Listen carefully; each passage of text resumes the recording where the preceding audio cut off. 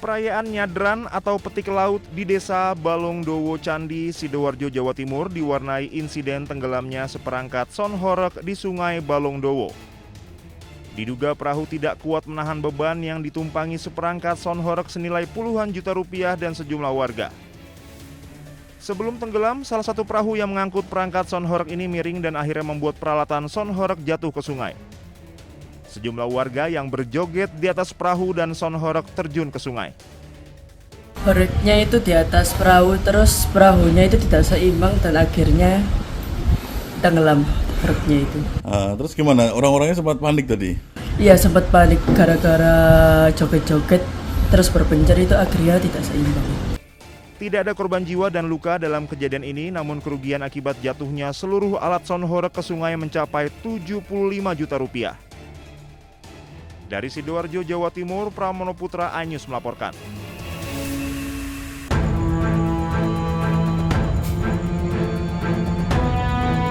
7 orang ditangkap dalam operasi tangkap tangan yang dilakukan KPK pada Kamis lalu di lingkungan Pengadilan Negeri Depok, Jawa Barat.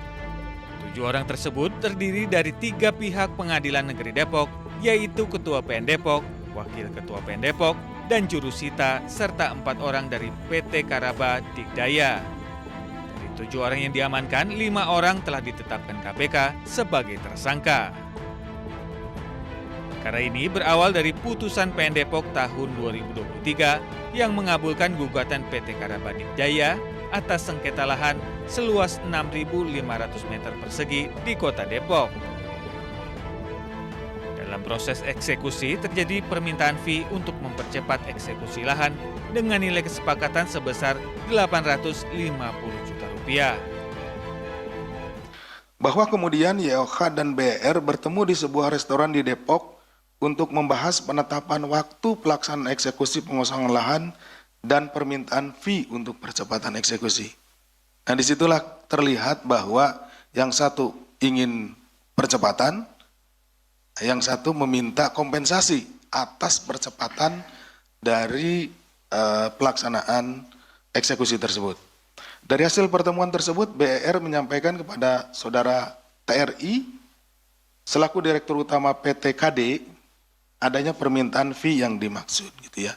Jadi tentunya untuk mengeluarkan uang sejumlah itu, uang yang besar ya bagi perusahaan, tentu harus sepengetahuan dari Direktur utamanya. Namun demikian pihak PT KD melalui BR menyatakan keberatan atas besaran nilai 1 miliar. Jadi ada bargaining sini, ada tawar-menawar gitu ya.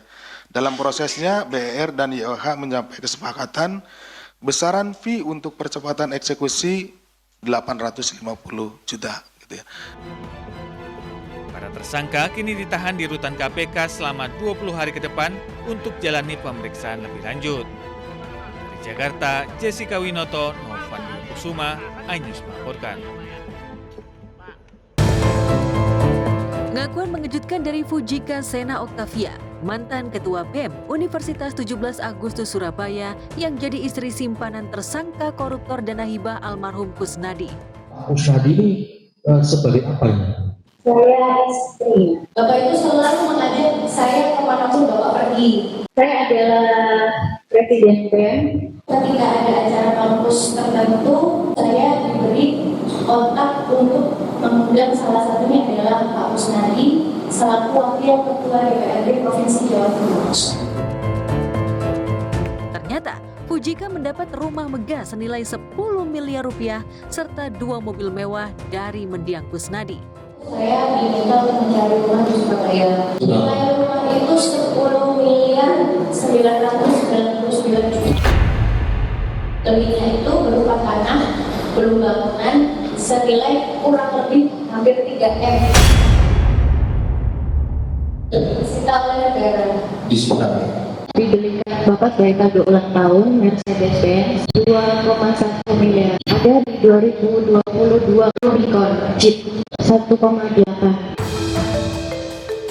Fujika bergelimang mewah dan senyuman sampai akhirnya skandal korupsi terkuak. Pasokan uang dari Kusnadi mampet, apalagi Kusnadi dijebloskan ke tahanan. Fujika tak lagi bisa meneruskan cicilan, tawaria dan senyuman berganti menjadi tangisan.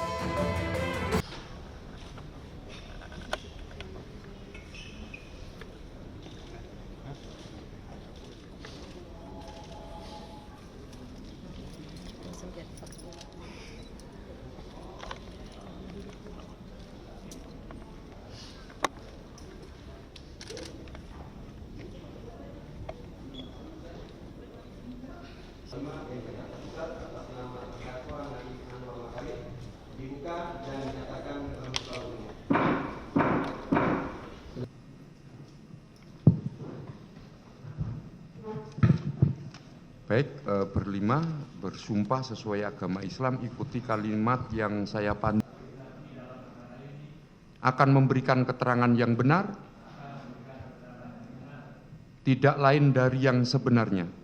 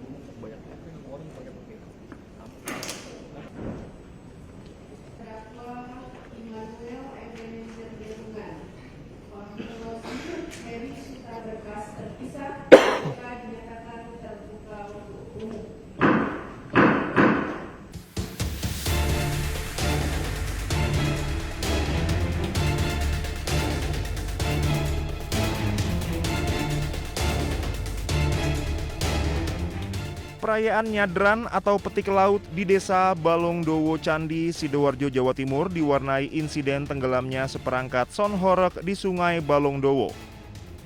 Diduga perahu tidak kuat menahan beban yang ditumpangi seperangkat sonhorek senilai puluhan juta rupiah dan sejumlah warga. Sebelum tenggelam, salah satu perahu yang mengangkut perangkat sonhorek ini miring dan akhirnya membuat peralatan sonhorek jatuh ke sungai. Sejumlah warga yang berjoget di atas perahu dan sonhorek terjun ke sungai.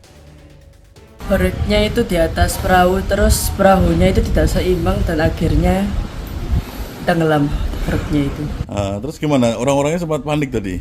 Iya, sempat panik gara-gara joget-joget terus berpencar itu akhirnya tidak seimbang.